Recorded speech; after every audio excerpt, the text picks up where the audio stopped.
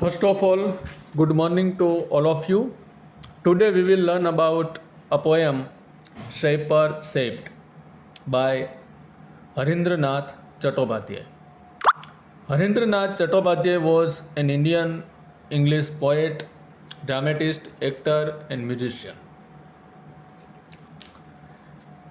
Now we would talk about the first stanza.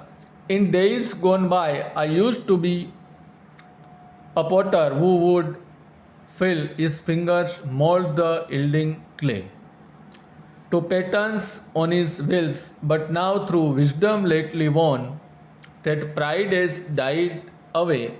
I have ceased to be the potter and have learned to be the clay. તો પ્રથમ સ્ટાન્જામાં poet એવી વાત કરે છે કે once a Potter with wisdom he gives up his pride. હવે એણે પોતાનું જે અભિમાન હતું એ છોડી દીધું છે and becomes the clay itself, અને પોતે જ છે એ માટી બની જાય છે. Second stanza.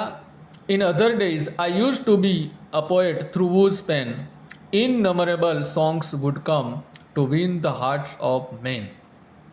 But now through new got knowledge which I had not had so long, I have ceased to be the poet and have learned to be the song. Second સ્ટાન્જામાં કવિ એવી વાત કરે છે કે એક સમયે તેઓ પોએટ હતા અને પોતાના કાવ્યોનું એને અભિમાન હતું, પરંતુ હવે એ પોતે જ સોંગ બની ગયા છે, song of God. Third stanza.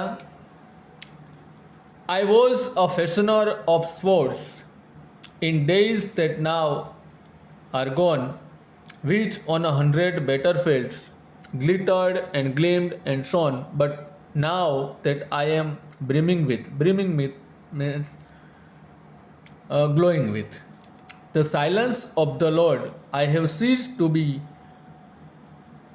sword maker and have learned to be sword. તો થર્ડ સ્ટાન્જાની અંદર કવિ એવી વાત કરે છે કે he was a maker of swords, એ સ્વોર્ડ મેકર હતા, વિચ શોન ઇન બેટલ્સ, કે જે યુદ્ધની અંદર ખૂબ ચમકતી હોય. With God silence he becomes the sword itself. Okay, ગોડની સાયલન્સ સાથે પોતે જ છે સ્વોર્ડ બની ગયા છે. And the last but not least, in bygone times I used to be a dreamer who would hull means yell something on every side, an insolence of emerald and pearl, but now that I am kneeling at the feet of the Supreme, I have ceased to be the dreamer and have learned to be the dream. તો fourth સ્ટાન્જાની અંદર કવિ એવી વાત કરે છે કે he was a dreamer full of imagination, ઘણી બધી કલ્પનાઓ સાથે.